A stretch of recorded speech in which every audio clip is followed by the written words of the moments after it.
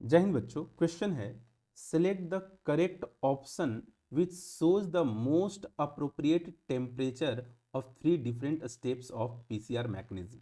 हमें पता है पीसीआर एक ऐसा बायोलॉजी का रिवॉल्यूशनरी मैकेनिज्म है, नॉर्मल मैकेनिज्म नहीं है। इसके बाद क्रांति आ गया था मॉलिक्यूलर रिसर्च में, दैट इज वाई इसे रिवॉल्यूशनरी टेक्निक बोलते हैं फॉर मॉलिक्यूलर रिसर्च। जिसका फुल फॉर्म क्या होता है? Polymerase chain reaction. Polymerase chain reaction.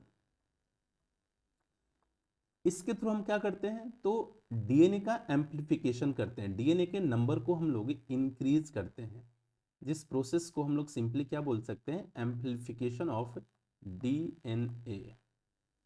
Amplification of DNA. ठीक है।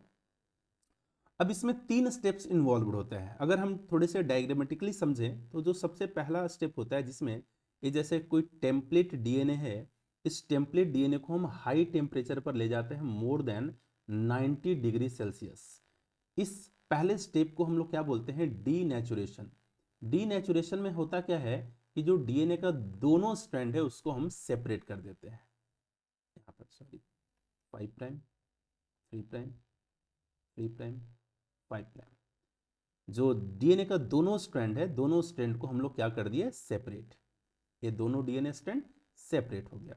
अभी जो सेपरेटेड डीएनए स्ट्रैंड है, इसमें हम फॉरवर्ड और रिवर्स प्राइमर का एडिशन करते हैं। ये प्राइमर जैसे मैंने ऐड कर दिया 5 प्राइम टू 3 प्राइम, और यहां पर एक प्राइमर मैंने ऐड कर दिया 5 प्राइम टू 3 प्राइम।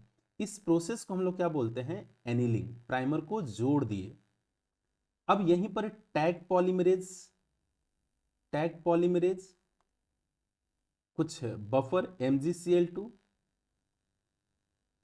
वगैरह का एडिशन कर देते हैं, और साथ में डीऑक्सी न्यूक्लियोटाइड का एडिशन कर देते हैं। डीऑक्सी न्यूक्लियोटाइड्स का एडिशन कर देते हैं। इसके बाद जो थर्ड स्टेप होता है, थर्ड स्टेप में डीएनए का एक्सटेंशन होता है, जिस स्टेप को हम लोग क्या बोलते हैं? एक्सटेंशन।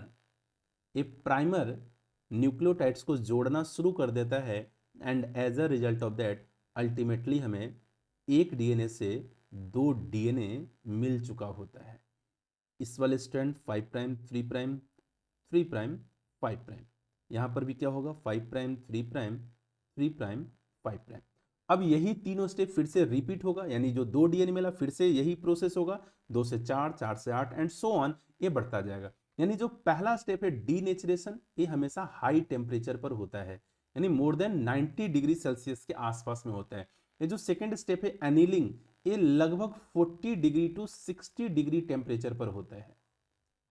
और ये जो थर्ड स्टेप है एक्सटेंशन, फिर भी एनिलिंग कंपैरिजन में लिटिल बिट हायर टेम्परेचर पर होता है, जो 72 डिग्री सेल्सियस के आसपास होता है। लिटिल बिट फ्लक्चुएशन कुछ भी हो सकता है ना। तो ऑप्शन देखते हैं। डीनेचुरेशन 40 टू 60 नहीं, 60 60 नहीं, 94 यही सी ऑप्शन करेक्ट है। 96, 40 टू 60 एंड 72 72 भी नहीं, यानी यहां पर करेक्ट ऑप्शन क्या है? सी। Best of luck.